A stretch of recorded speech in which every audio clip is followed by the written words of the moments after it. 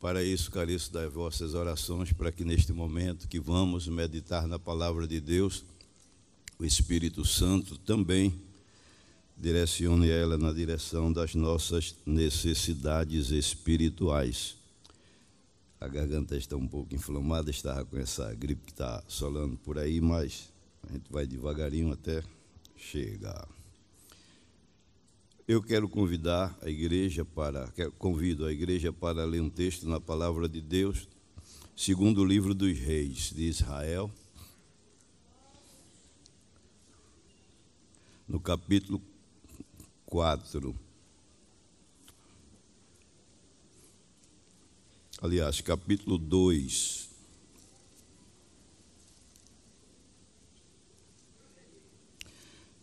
Versículos 15 até versículo 22. Segundo o livro dos reis, no capítulo 2, verso 15 ao 22, está escrito: Vendo-o, pois, os filhos dos profetas que estavam defronte em Jericó, disseram: O espírito de Elias repousa sobre Eliseu. E vieram-lhe ao encontro e se prostraram diante dele em terra. E disseram-lhe: Eis que com teus servos há 50 homens valentes. Ora, deixa-os ir para buscar teu senhor. Pode ser que o elevasse o espírito do Senhor e o lançasse em algum dos montes, em algum dos vales. Porém ele disse: Não os envieis. Mas eles apertaram com ele até se enfastiar e disse-lhes: Enviai. E enviaram 50 homens, que o buscaram 3 dias, porém não o acharam. Então voltaram para ele, tendo ele ficado em Jericó. E disse-lhes: Eu não vos disse que não fosses? E os homens da cidade disseram a Eliseu: Eis que é boa é a habitação desta cidade, como o meu senhor vê. Porém as águas são más e a terra é estéril. E ele disse: Trazei-me uma salva nova e ponde nela sal. E lhe a trouxeram. Então saiu ele ao manancial das águas e deitou sal nele. E disse: Assim diz o Senhor: Sararei estas águas. Não haverá mais dela morte nem esterilidade. Ficaram, pois, sãs aquelas águas até o dia de hoje, conforme a palavra que Eliseu tinha dito. Amém. Meus irmãos, como é bom a gente meditar na palavra do Senhor e aprender. Sempre que lemos a palavra de Deus, aprendemos. E sempre estaremos aprendendo, porque é uma fonte inesgotável. E também, além de aprender, é bom porque a gente ouve a voz de Deus falando com a gente. E também recebemos a direção dele para muitas coisas na nossa vida. Crentes regidos pela palavra de Deus. E nesse texto aqui no Velho Testamento, esse acontecimento aqui com o profeta Eliseu e a cidade de Jericó traz para a gente algum ensinamento na nossa vida espiritual. Aqui nós vemos que houve, em primeiro lugar, um reconhecimento daqueles homens de que a atuação de Deus também na vida de Eliseu era uma realidade, depois que ele foi separado de Elias, quando Elias terminou seu ministério aqui na terra. O versículo 15 diz que eles ficaram à beira do Jordão e presenciaram Eliseu voltando da viagem com Elias sozinho, desta feita o rio aberto, e ele caminhando, transitando pelo meio. Os irmãos sabem que toda coisa sobrenatural causa especulação, causa admiração, causa alguma atração, alguma coisa assim dessa natureza. E certamente quando ele estava com Elias, que Elias disse: eu vou ao outro lado do Jordão, fica aqui que eu vou ao outro lado. Disse: viva o Senhor Deus, não te deixarei, estarei contigo. E foi quando ele seguiu,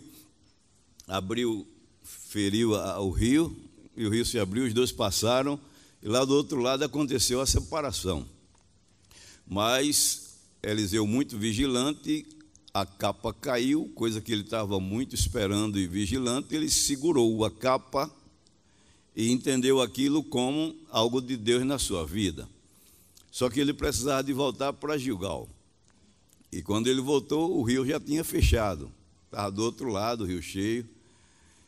Mas ele fez a prova dele com Deus, quando ele pegou a capa de Elias e dobrou e disse: aonde está o Senhor Deus de Elias? Aí colocou, aí o rio se abriu, ele passou, e ali ele pegou a convicção de que o seu ministério estava sendo comprovado, confirmado por Deus. Mas do outro lado tinha os homens que estavam observando e viu o milagre acontecer. E quando viram, ele disse assim: olha, o espírito de Elias está sobre Eliseu. Em outras palavras, ele estava dizendo: os milagres que Deus fazia através de Elias, também agora está fazendo com Eliseu. Olha o rio aberto, olha ele atravessando a seco. E quando disseram isso, Eliseu chegou cá e eles insistiram perguntando por Elias.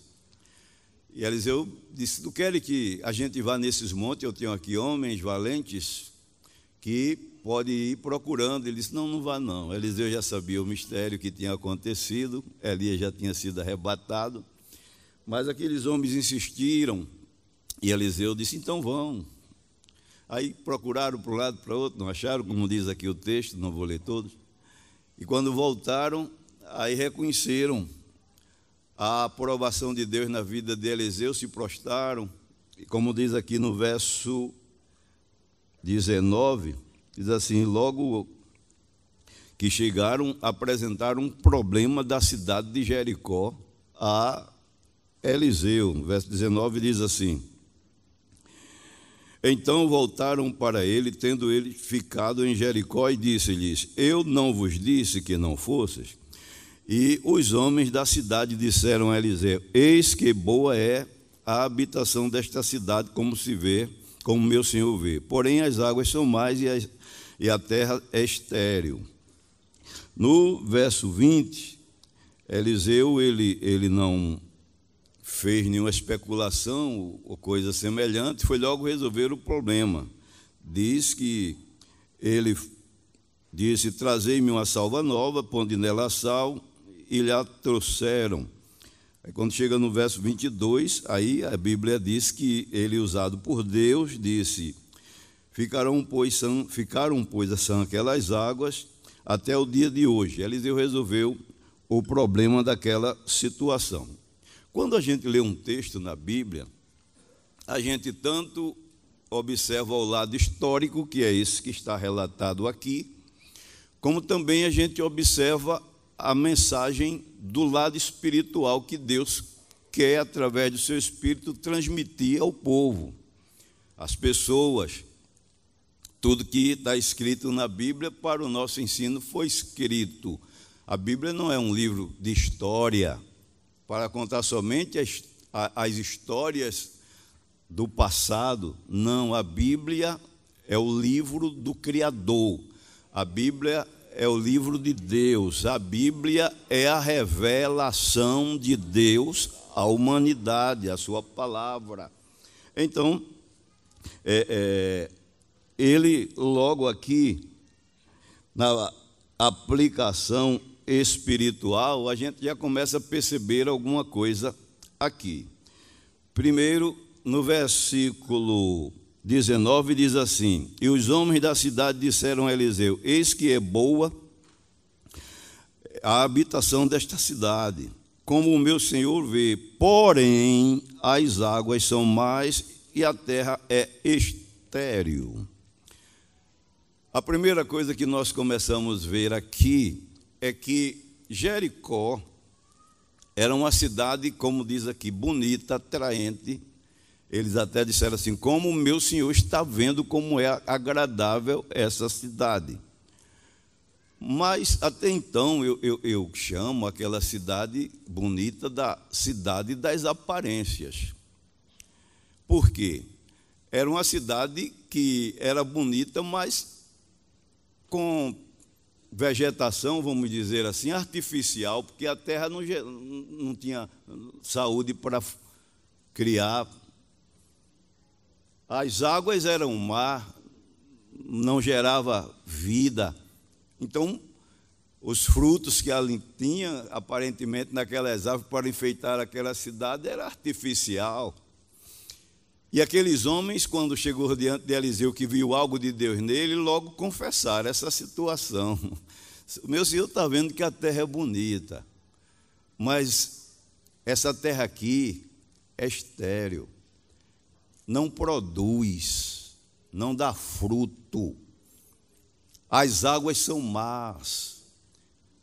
Em outras palavras, ele está dizendo: isso tudo que o meu senhor está vendo é uma coisa aparente, mas agora eu estou trazendo para o senhor essa situação. O que é que a gente aprende aqui a princípio? É que sempre existiu o engano da aparência. Coisa ruim é a pessoa viver de aparência. Aqui tinha uma aparência natural, mas era artificial, antes de Eliseu chegar. Alegria aparente, paz aparente, felicidade aparente,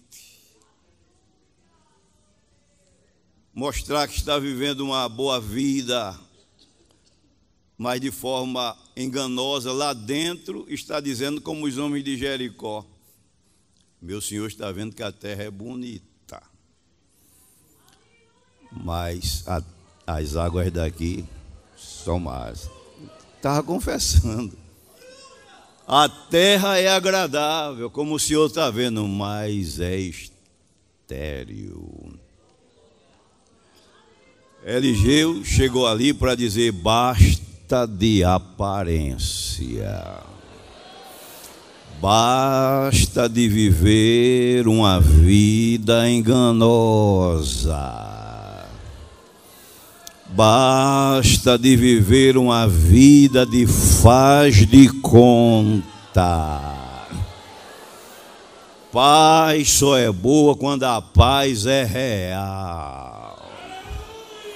Felicidade só é boa quando a felicidade é real. O sorriso é natural e agradável quando o sorriso é real. Nosso Deus cura das aparências. Glória a Deus. E a gente aprende aqui com o profeta, nessa situação que foi certamente o seu segundo milagre, que Jericó ele já conhecia também. Ele diz: bem como o meu senhor vê, como o meu senhor vê. Porque Jericó era aquela cidade desenhada,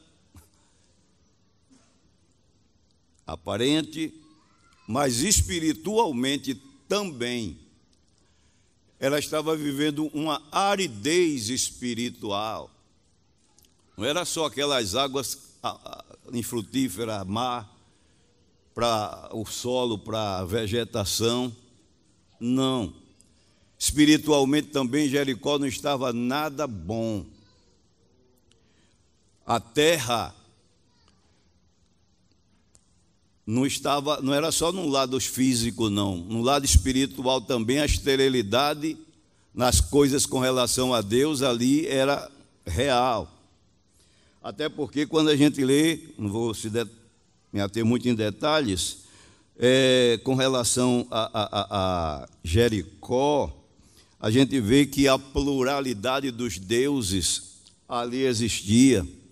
Se venerava ali a deusa Azerá, que dizia que era a deusa esposa do Deus Supremo, Baal, Deus da tempestade, Mote, Deus da morte, Anate, irmã de Baal. Era uma salada. Além de culto de prostitutas rituais, espiritualmente não estava nada bom. E os irmãos sabem que quando as pessoas não honram a Deus, Deus também deixa de honrá-las. É bíblico. Deus disse na casa de Eli, aqueles que me honram, honrarei. Porém, aqueles que me desprezam serão envelhecidos, desprezado, desmerecido. E a falta de honra a Deus atrai pobreza, atrai maldição, atrai malignidade. Ainda bem que Eliseu chegou, e Eliseu não chegou brincando. Quando contou a realidade a ele deu logo, aqui já li aqui no versículo 19, 20, que ele diz assim: traga para mim um prato novo, coloque dentro dele sal e me traga. Quando trouxeram, ele disse: agora eu vou na fonte de água que sai para jorrar aqui para toda Jericó, para todo esse solo aqui, eu vou lá. E quando chegou lá com o sal no prato, no vaso novo, colocou sal na fonte, assim diz o Senhor: e estas águas sejam saradas e não haverá nela mais esterilidade. E pronto. Eu observo aqui que Deus, para tratar com abominação, com apostasia, com pecado, Ele não trata afagando. Poderia, assim, na nossa lógica humana, se as águas amargas, mar, vamos levar açúcar para adoçar essa água. É mais fácil na lógica. Mas ele foi logo no paradoxo, dizendo: traga sal num prato novo. Muitas vezes alguém não entende esse paradoxo das coisas de Deus, porque Deus trata pecado como pecado. Deus trata apostasia com apostasia. Deus cura a enfermidade com o remédio certo. A Bíblia mostra algumas coisas que o sal ele traz. A gente sabe que ali foi a palavra de Deus, mas assim diz o Senhor.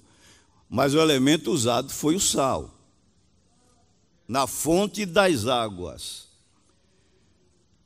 O livro de Ezequiel, no capítulo 16, quando Jerusalém resolveu se desviar dos princípios e dos mandamentos do Senhor para apostatar e viver no costume dos cananeus, Eteu, Jebuseu, aquele povo todo que foi descendente de Cã.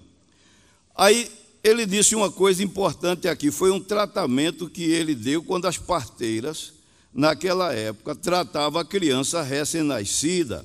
Aí ele diz aqui, Ezequiel 16:4, ele diz assim: e quanto ao teu nascimento, no dia em que nasceste, não te foi cortado o umbigo, nem foste lavada com água, para a tua purificação, nem tampouco fostes esfregada com sal, nem envolta em faixas. Aquela Jerusalém estava numa situação espiritualmente deplorável. Aí o profeta, Deus fez essa analogia, o profeta, com relação de uma criança que era nascida e não tinha dado a ela aquele tratamento costumeiro da época, que a parteira pegava a criança e cortava o cordão umbilical, lavava a criança, mesmo ela chorando, mas esfregava o sal, tirava toda a secreção, toda aquela impureza, envolvia em faixa, aí sim a criancinha agora ficava ali protegida, limpa. E quando diz os historiadores que a criança não era tratada dessa maneira, no crescimento dela apareciam sequelas, porque não foi tratada dessa maneira. E olhando direitinho a palavra de Deus, é um nascimento de uma criança, é um negócio meio difícil. Que a mãe está ali em dores, mas quando a criança nasce, ela não quer saber se está melada de secreção, de sangue, de tudo. Já olha para ver, meu filhinho. Mas quem está ali fazendo, vai ver aquele sangue, aquela secreção, cortar cordão umbilical. Hoje não, que a tecnologia mudou, a limpeza, o higiene, é coisa mais moderna. Mas ali era uma coisa muito higiênica, que tinha que lavar, e para não pegar bactéria ou coisa semelhante, tinha que esfregar sal. E os irmãos sabem que sal em couro de criança, aquele courinho novinho, sensível, arde. E criança já nasce chorando, dou por vista a gritaria. Mas era tratada. O profeta estava dizendo que quando a pessoa nasce, Deus não trata com dengo, nasce de novo da água e do Espírito. A palavra de Deus nos ensina isso. Por quê? Porque quando a pessoa nasce, é uma criança que nasceu no Evangelho. Aí veio do pecado, com toda a mazela do mundo, com toda a impureza, com toda a sujeira lá de fora. É como aquela criança que estava ali, e a nação, não vou me ater a esse texto aqui, e a nação que estava em pecado, que estava em apostasia, que estava em prostituição, cultual e uma série de coisas, adoração a ídolos.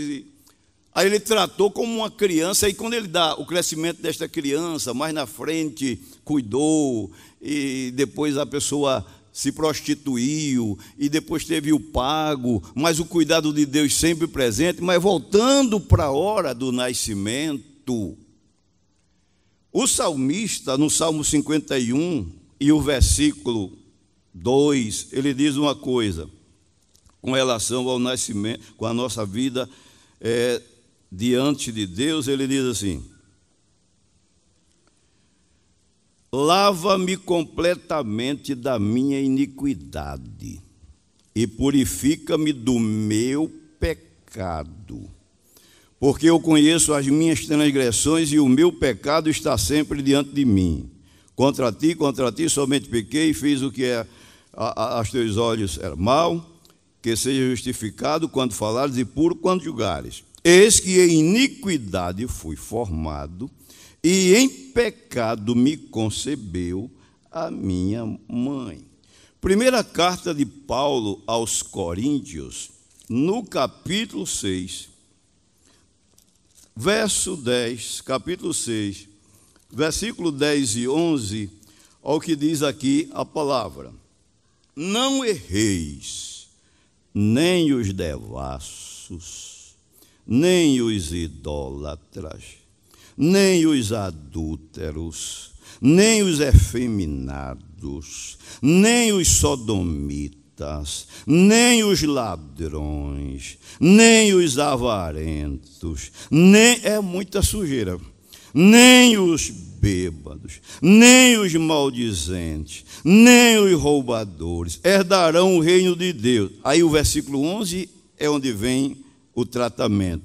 É o que alguns têm sido, mas haveis sido lavados, mas haveis sido santificados, mas haveis sido justificados em nome do Senhor Jesus e pelo Espírito Santo. Quando chega aqui, recebe um tratamento, uma lavagem da palavra. Louvado seja o nome de Jesus para sempre. É por isso que muita gente, às vezes, acha ruim ser crente. Um dia eu fui pregar o evangelho a um cidadão, ele disse: eu acho até bonito ser crente, agora é ruim demais. Eu disse: como é que é bom e é ruim demais? Ele disse: por quê? Para ser crente é bonito, carrega a Bíblia, canta, agora é muita rigorosidade. Pessoa não pode fumar, não pode viver uma vida de namoro com outras mulheres sem ser a sua, não pode dançar, não, aí saiu não pode. Eu digo: é exatamente isso. Porque quando a pessoa aceita Jesus, chega com tudo isso, como a criança, toda melada, é secreção, é tanta coisa, mas aqui o Espírito Santo já chega, já corta o cordão umbilical, já pega a palavra e começa a lavar. Aleluia! O sal é justamente o antídoto para proteger.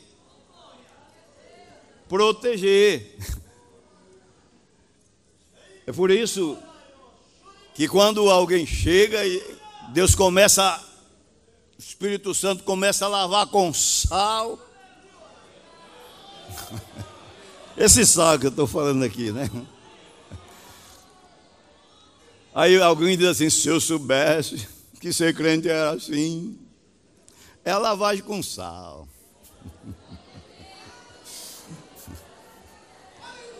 Quando eu não era crente, eu não passava por isso, não sofria isso, mas agora eu passo e tenho que ficar calado. É a lavagem com sal.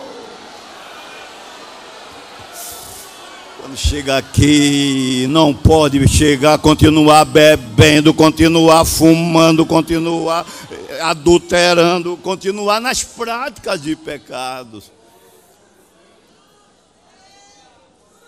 E às vezes tentar enganar uma vida de crente fiel, mas que às vezes vive uma vida de pecado e uma alegria aparente. Uma espiritualidade aparente. Às vezes fala a língua para impressionar alguém, mas lá por dentro está vivendo uma tristeza, está vivendo um pecado que está machucando, está vivendo alguma coisa. Só que nessa igreja tem o Espírito Santo. E quando a palavra de Deus é aberta e começa a ser explicada, ela vai onde está você, porque é a espada do Espírito.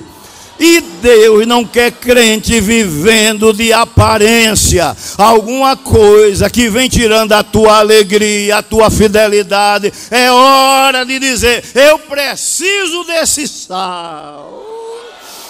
Eu preciso dessa água limpa. Eu preciso de ser curado dessa esterilidade espiritual.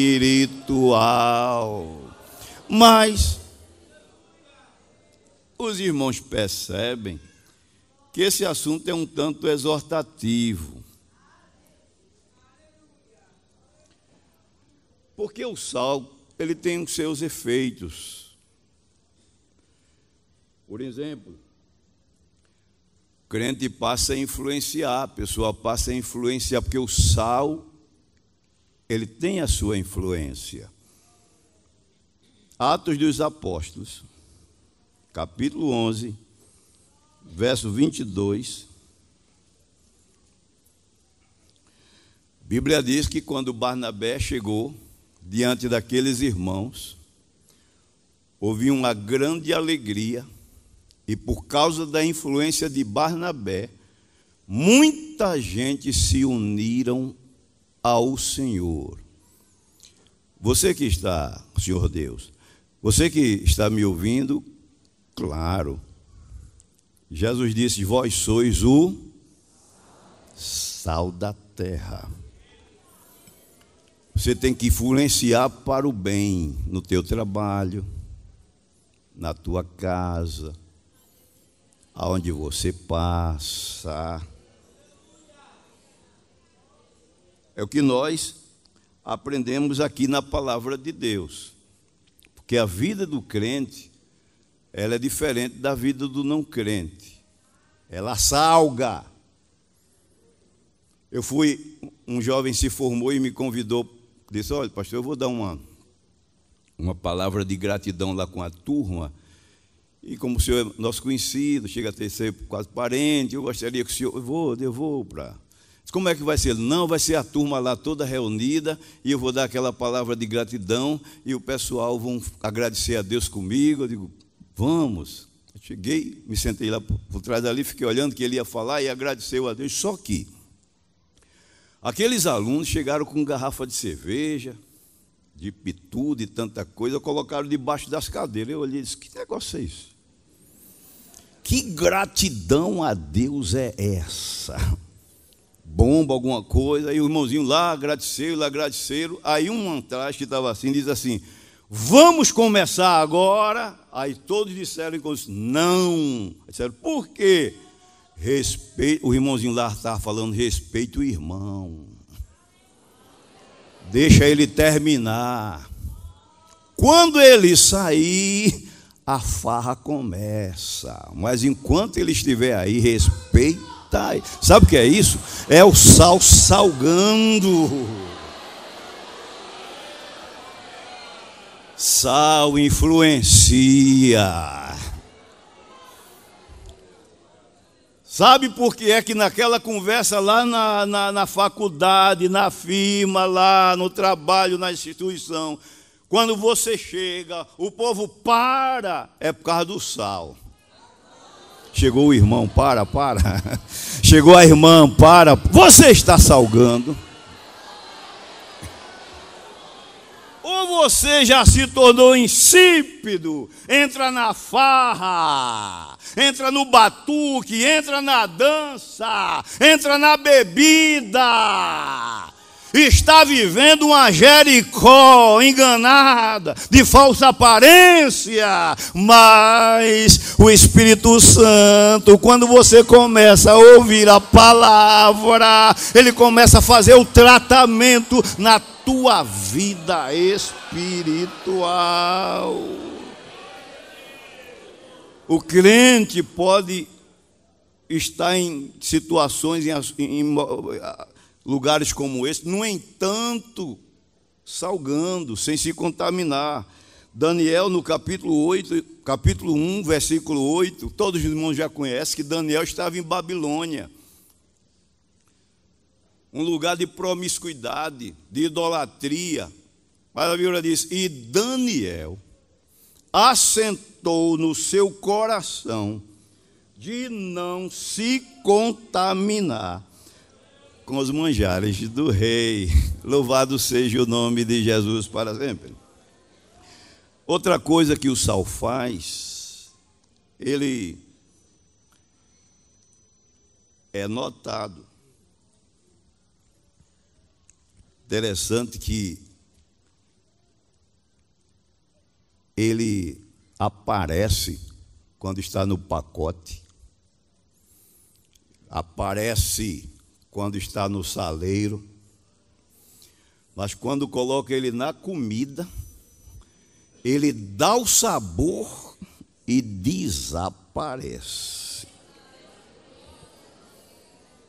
É tanto que aqui o sal, eu estou aprendendo aqui, o sal fala de humildade também, porque na cozinha tem muitos condimentos, mas o sal não pode faltar. Na pessoa vai fazer a relação da compra, o feijão, o arroz, raramente escreve sal. Mas o bichinho tem que estar lá. Faz a panelada. A gente vê o maxixe, vê o quiabo, vê a batata, a engreda, vê o feijão, mas não vê o sal. Mas lá está salgando a panelada toda. Por que foi que Jesus comparou a gente ao sal? É esse princípio aí que eu vejo. João Batista, por exemplo, a Bíblia diz que João Batista, quando começou o ministério dele para preparar o caminho para Jesus, Mateus, no capítulo 3, verso 11 e 12, João Batista era cheio do Espírito Santo desde o ventre. A Bíblia chega a dizer que ele era como uma cana açoitada pelo vento. Mas quando ele começava a falar de Jesus, aí o povo afluía para ser batizado por ele. Aí ele começava a dizer: olha, eu estou batizando vocês com água, mas aí está vindo outro. Ele é mais poderoso do que eu. Eu não sou digno de desatar as alparcas dele, correia das alparcas dele. Eu batizo vocês com água, mas quando ele vier, vai batizar com o Espírito Santo e com fogo.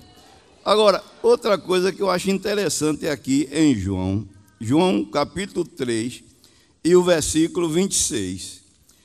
Quando Jesus começou o ministério, aí os discípulos de João começaram a observar a ascensão de Jesus. Aí foram a João, o versículo 26 do capítulo 3 diz assim: e foram ter com João e disseram-lhe: Rabi, aquele que estava contigo além do Jordão, do qual tu deste testemunho, ele batizando a todos vão ter com ele. João respondeu e disse: o homem não pode receber coisa alguma, se não lhe for dada do céu.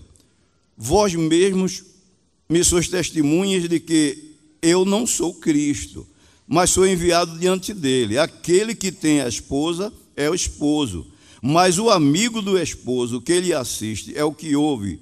Alegra-se muito com a voz do esposo. Assim, pois, já esta minha alegria está cumprida. É necessário que ele cresça e que eu diminua. Que expressão de João aqui? Cheio do Espírito Santo, uma cana açoitada. Vento na Bíblia fala do Espírito Santo. E João, quando falava, era aquela coisa. Mas quando ele ia falar de Jesus, ele procurava desaparecer. E quando os discípulos disseram assim: olha, ele está batizando mais do que o Senhor. Ele disse: como é? Mais do que eu. O esposo fica alegre quando escuta a voz da esposa. Era isso que eu queria ouvir. Convém que ele e que eu diminua. água desaparece. Sal salga, mas não aparece. Dá sabor, mas não aparece. Vós sois o sal. Eu estou falando aqui para crente. Porque a gente não é diferente, a gente passa por esses momentos. De repente a gente tem desejo de ser aplaudido, de ser notado. Quem não quer ser reconhecido? Só que quando a gente vai para a Bíblia, aí Jesus diz assim: vós sois sal. Deixe que eu apareça. Você só vai dar o sabor. Você só vai salgar. Quem vai aparecer sou eu.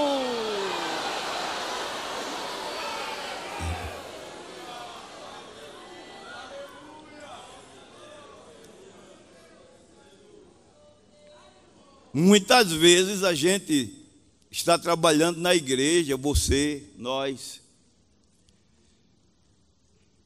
E quando se vai fazer alguma coisa, você trabalha, jejuma, se esforça, e está fazendo para Jesus. Mas de repente você esquece que é para Jesus. Aí eu quero ver o que é que vão dizer que eu fiz.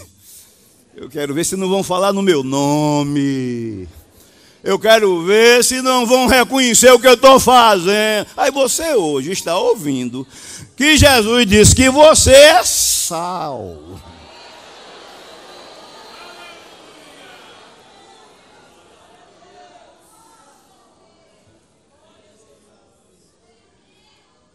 Fez uma festa em um determinado lugar, a irmã jejuou, orou, fez um trabalho.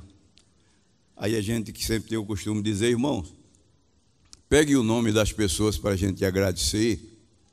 A irmã pegou o nome de todo mundo, e a irmã que trabalhou mais, fez campanha de jejum, de oração, não pegaram o nome dela.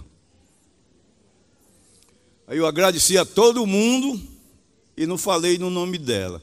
Quando terminou o culto, que eu fui passando, que vi, eu digo: oh meu Deus, a irmã que mais trabalhou, encontrava ela em jejum na igreja, vou lá pedir perdão e desculpa a ela.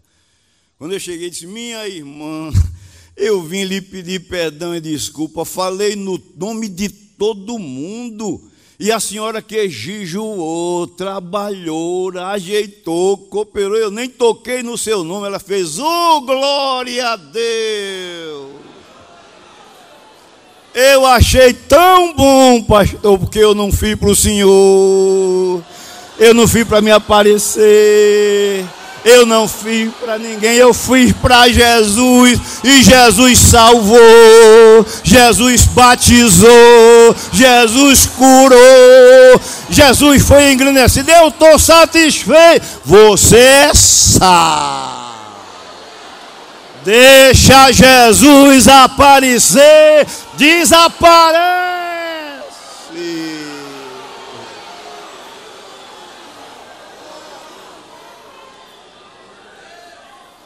Quando nasce em nós o desejo de aparecer, Jesus diz: aparece que eu vou me embora. Aí a gente fica aparecendo sozinho.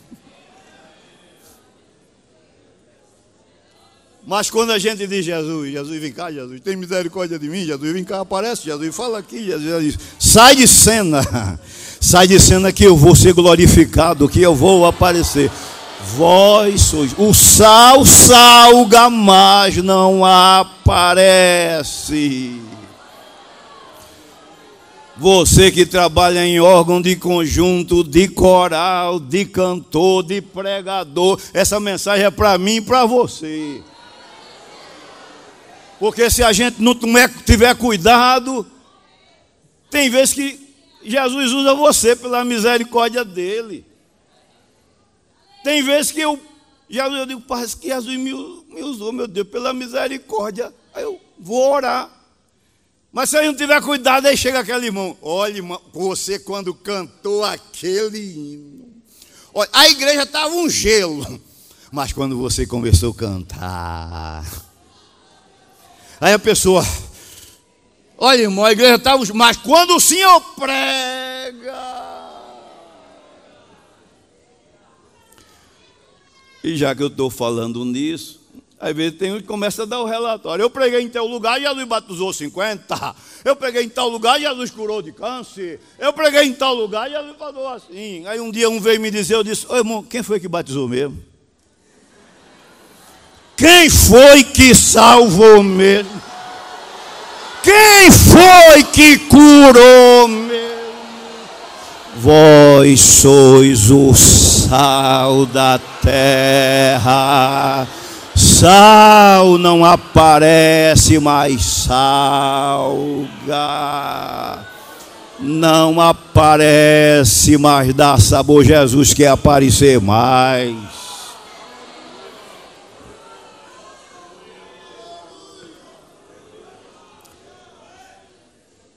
O sal, ele tem as suas propriedades, suas características que ele não perde. Por isso que Jesus usou a figura do sal. Na Bíblia tem várias comparações, alegorias também, comparando a nossa vida. Jesus disse que a gente não é como vocês, vós sois o sal. Marcos 11:50, ele diz assim: haja, tenhas sal em vós mesmos. Pode colocar sal numa comida e colocar na geladeira lá. Deixa lá congelar. Tira, descongela e vai ver se o sal não está ali. Pega uma panela de pressão, coloca, tempera a comida, coloca sal e coloca fogo ali. Depois que desligar o fogo, que apagar, vai ver se o sal ainda não está ali. O que é que a gente aprende aqui na palavra do Senhor com isso aqui? Interessante. Quando Moisés estava no Egito, o Egito era um lugar promíscuo, era uma geladeira espiritual. E a Bíblia diz em Atos 7:22 que Moisés experimentou de todas as ciências dos egípcios. Hebreus 11:24 diz que o Egito era um lugar promíscuo. Mas Moisés, que recebeu os ensinamentos de sua mãe, do seu povo, continuou crente, salgando, sendo exemplo. Às vezes a gente encontra uma pessoa na igreja, direitinha, servindo a Jesus, daqui a pouco passou no vestibular, coisa que benção, maravilha, como se junta com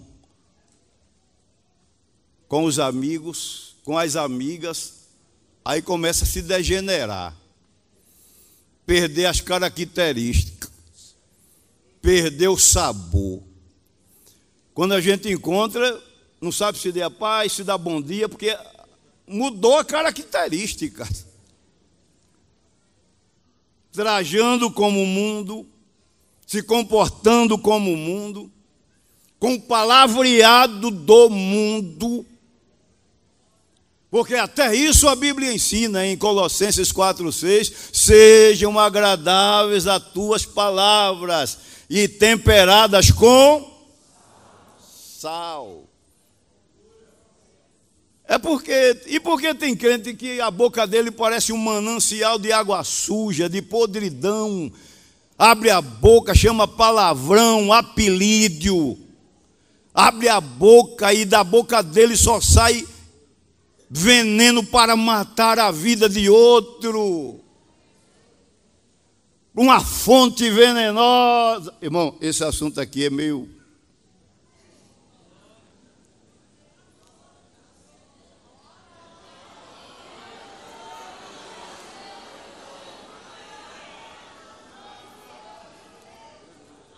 Às vezes você senta perto de um irmão, glorifica tudo, graças a Deus, mas às vezes senta perto de um que começa assim. Já vi se fulano, aquilo não presta não. Aquilo ali é a pior espécie possível. Sabe o que foi que ele praticou? Sabe o que foi que... Aí começa. Falta temperar com sal. Essa língua, essa boca. E quando o sal chega, as águas não ficam mais venenosas, vai produzir vida. Moisés,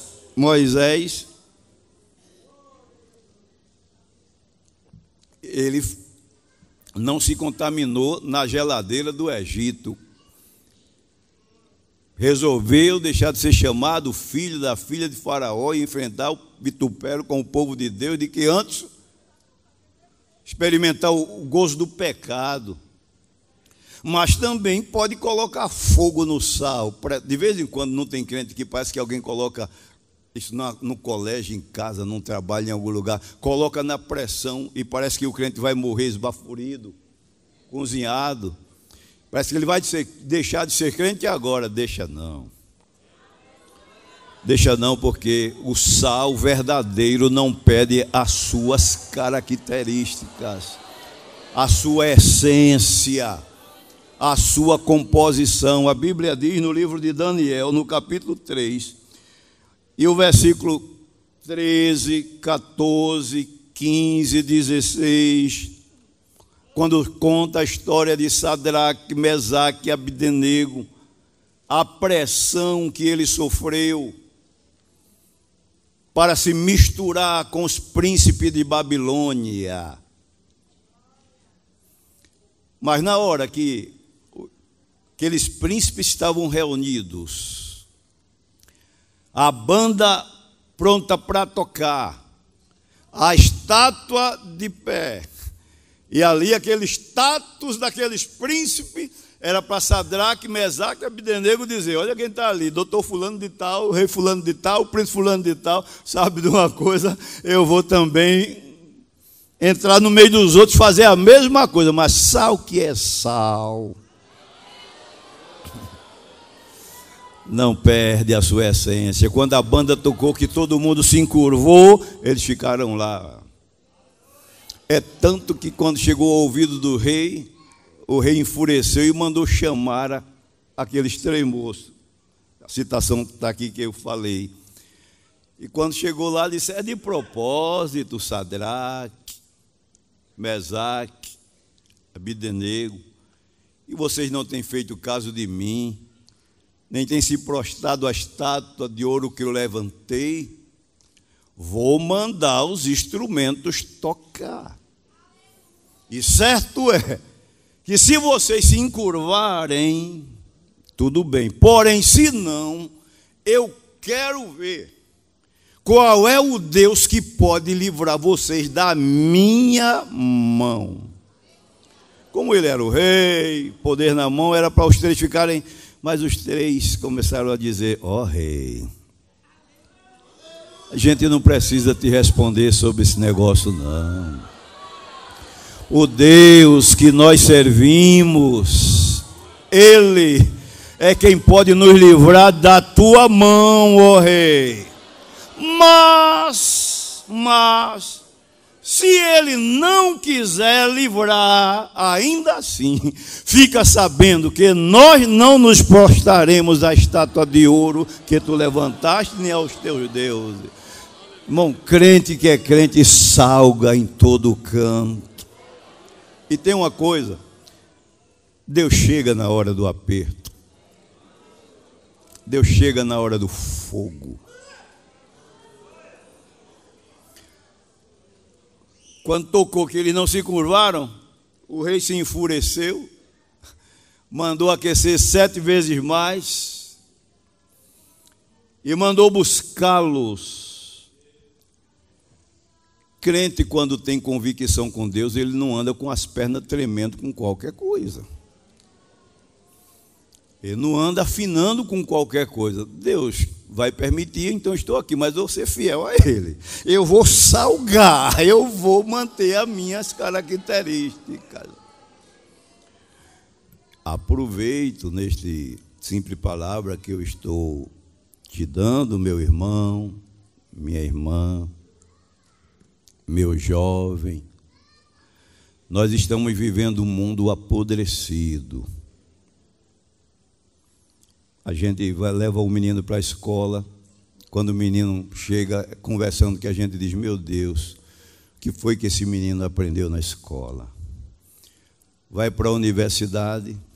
Quando chega na universidade, ideologias. Vai para a faculdade, satanismo e tanta coisa, imoralidade, promiscuidade. O mundo está apodrecido. E por quê? Ele não apodreceu total ainda, porque a igreja está como sal. O sal conserva. Carne, antigamente, quando não tinha geladeira, metia sal na carne e amarrava lá, passava o tempo todo, o bicho não dava. A carne não apodrecia por causa do sal. E a igreja está protegida. É por isso que quando chega lá na universidade, seja onde for, na rua, no trabalho, que Satanás quer levar o veneno, quer levar o bicho, quer levar a podridão, mas o sal protege, e você está aqui protegido pela bondade, pela graça, pela misericórdia de Deus. Você tem sido sal, ou já perdeu o sabor, ou já se tornou insípido. A palavra de Deus serve de alerta para cada um de nós. Eliseu, quando chegou, e disse: traz uma salva nova,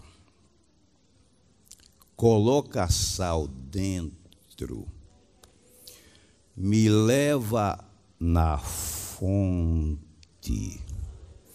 E quando chegou lá, que colocou sal, a esterilidade saiu, o veneno saiu, Jericó saiu da aparência, os montes começaram a reverdecer, a água potável começou a aparecer, e alguém certamente perguntou: o que foi isso que o profeta fez? Ele fez o quê? Certamente aqueles homens disseram: ele levou sal. Colocou sal na fonte e veio essa saúde para nós. Termino dizendo: saia da aparência. Nós estamos vivendo o século das aparências. Seja como alguém fala de irmão Tomé, porque Jesus chamou a ele e deu um carão nele. Mas quando disseram: Tomé, Jesus ressuscitou, Tomé. Aí Tomé disse: o quê? Jesus ressuscitou. Todo mundo. Aí Tomé disse: se eu não pegar na mão dele, se eu não pegar na cicatriz da mão dele, se eu não pegar do lado dele. Lá na frente já disse: Tomé, eu sou o caminho, a verdade e a vida. E vocês bem sabem para onde eu vou e conhecem o caminho. Aí Tomé, na aparência, sem conhecer, aí Jesus sabe de uma coisa: eu nem sei para onde tu vai, nem sei o caminho. Não é melhor ser sincero? Jesus disse: Tomé, eu sou o caminho, a verdade e a vida. Ninguém vem ao Pai senão por mim. E por que ele duvidou? Jesus descartou Tomé? Não. Jesus, quando ressuscitou, foi lá no recinto fechado, não estava, e fez: paz seja convosco. Foi lá onde estava o irmão Tomé e disse: Tomé, vem cá, Tomé. Me dá tua mão aí, Tomé. Pega aqui, Tomé. Passa a mão aqui, Tomé. Aí Tomé passou, viu a cicatriz. Pega aqui na minha mão, Tomé. Quando Tomé viu a cicatriz, ele fez: Senhor meu, Deus meu. Jesus descastou Tomé? Não, porque Tomé não gostava de andar de aparência. E nesta noite a palavra de Deus é: sai da aparência, vive uma vida real, vive uma vida sincera diante de Deus. Basta de aparência. Já estás cansada de aparência, cansado. Vai, recebe a voz do Espírito Santo aqui. Ainda tem sal. Amém.